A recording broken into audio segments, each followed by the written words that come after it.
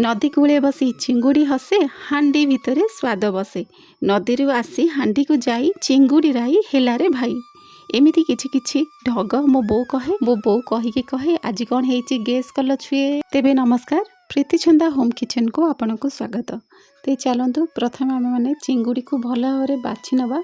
ये चिंगुड़ी ना जिते भी आम पोई चिंगुड़ी करूँ तो ये चिंगुड़ी ही सबुठ परफेक्ट आमर पोई राई कि पोई चिंगुड़ी कि पोई घांट चिंगुड़ी को भल भाव बाछि नवा। बाछि सारापर भलसे धोई सारापर से पकईदेवा हलदी गुंड लंका गुंड बढ़िया कलर आसे भाजीला बेलू एवं स्वाद अनुसार लुण ये सब पकईकि आम भल भाव गोले नवा।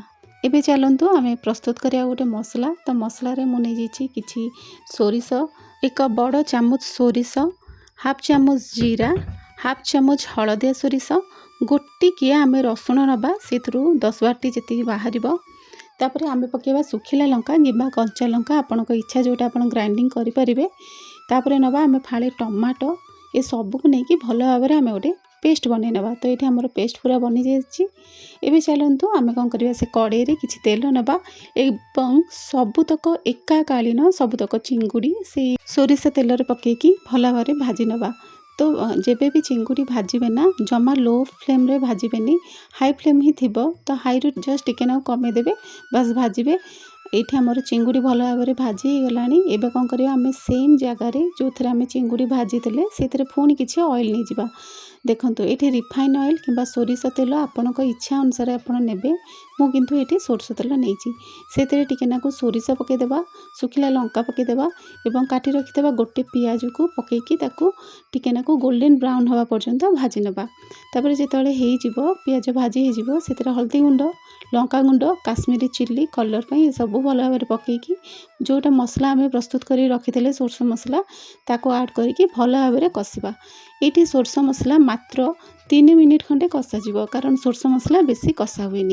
ये जहाँ जहाँ पनीपरिया आड हम मुझे सब आपण सागर कहीदे कौन कौन पनीपरिया मु आड करी पोई आलू सारू कखारू टमाटो बैगण आ जदि आपन पाखे जह्नी अच्छी जह्नी निश्चित आड करेंगे। पोई पत्र आड करिया को जमारू भूलें बहुत ही टेस्ट लगी थाए। आम पोई पत्र जिते आड करवा तेणुक पोई पत्र तो सांगे सांगे आड हुए पचर आड हम तेणुक मुझे साइड कर रखी। ये जहाँ जहाँ सब मुझे पनीपरिया नहीं से सब से मसला पकईकि भल भाव में कषि। एबे ना जिते समय चाहिए आप कषि पारे न पानी देकी टिके टिके पानी देकी कषि हम कारण आउ सोरष मसला आमर पिता लगभग जेहेतु सब पनीपरिया ये आड हो गला। तो भल भाव में कषला घोड़े घोड़े जिते कषा ना आमर खाद्यटा से स्वादिया बने। जिते आम स्लो कुक करवा जेकोसी जिनस आमर खाद्य से स्वादिया बनी थाए। तो मुझे घोड़े घोड़े एमती कषला तो पखापाखि ये 80% भाया सीझीगला आम आलू। तापर जोटा आम काटी रखी पोई पत्र ताको आम आड करवा एवं चिंगुड़ी आड करवा। जिते 80% भाया सब पनीपरिया सीझीज ये सब जिनस आड हम ताको पुणी एगेन आम भल भाव में कषा। तो भल भाव में घोड़े घोड़े एमती कषुवा आवश्यक होते टे मझे पानी दौथुवा।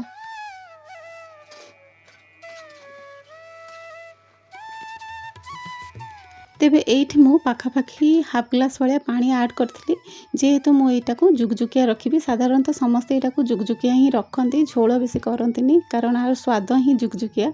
तो ये आमर हो गला मात्र से सबू जिनस आड कर मात्र 15 मिनट पर आमर सबुतक सीझीगला। बहुत बढ़िया बास्ना आसुची जो कहते पोई पत्रर बास्ना आम सोरष मसलार बास्ना बहुत ही बढ़िया लगे। एबे पूरा सीझीगला टिके एमती जाकी जाकी दवा जो थे आम कषुले ना जो पिठा पातियार जो आम कषुले ना से टिके टिके जाकी जाकी दवा गैस बंद करदे।